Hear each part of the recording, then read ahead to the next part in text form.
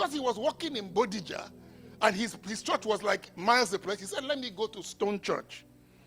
He left the house and the house collapsed minutes afterwards. Pastor Austin said his daughter hardly comes for midweek service. That evening, her mom called and said, where is your dad? She said, in church. He said, what are you doing at home?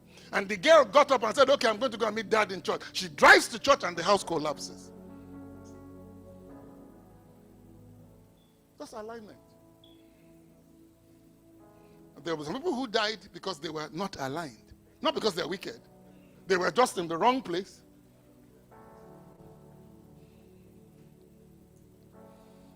Resonance is spiritual maturity. The deeper your walk with the Holy Ghost, the more your life attracts what God has planned for you. It's hard. Anybody telling you that it's easy, it's hard.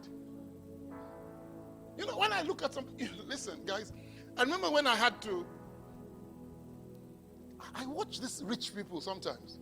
I had to look after the Geo. You know, he was doing a crusade in Ibadan, so I had to look after his caravan and everything. Fine caravan, air conditioned, flat screen TV, everything in it. All I had to do was connect water and plug a generator to it.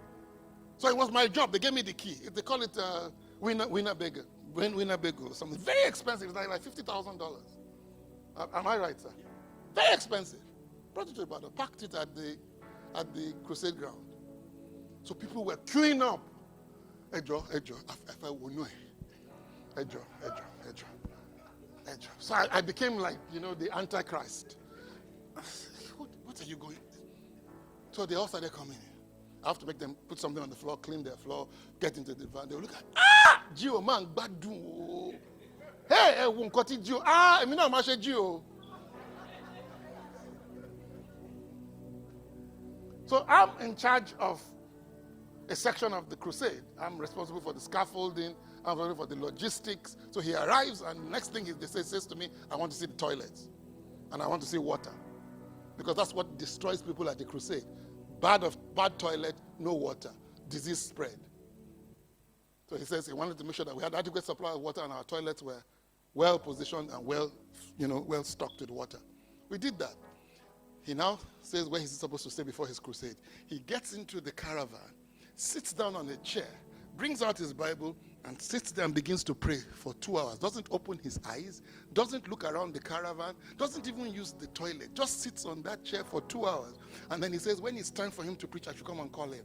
And 2 hours later, I call him, it's your turn. He comes out of the caravan, gets on the podium, preaches his heart out, and 2.5 or 3 hours later, he jumps into his car and he drives off.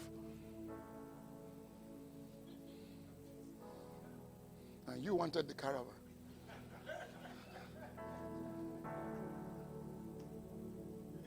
Your sights are in the wrong thing. He didn't care about the caravan, and he has the caravan. You that are chasing after the caravan, you don't even have his grace.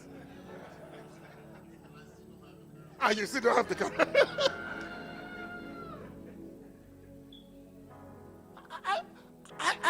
I wish we would actually look at it. You know, when you look at those people with private jets, they don't even have time. They don't have time to spend with their children. Billy Graham's daughter. Everybody, Kenneth Hagin's daughter. They say, you people think our parents are perfect. They had no time for us. Because there's a price to pay.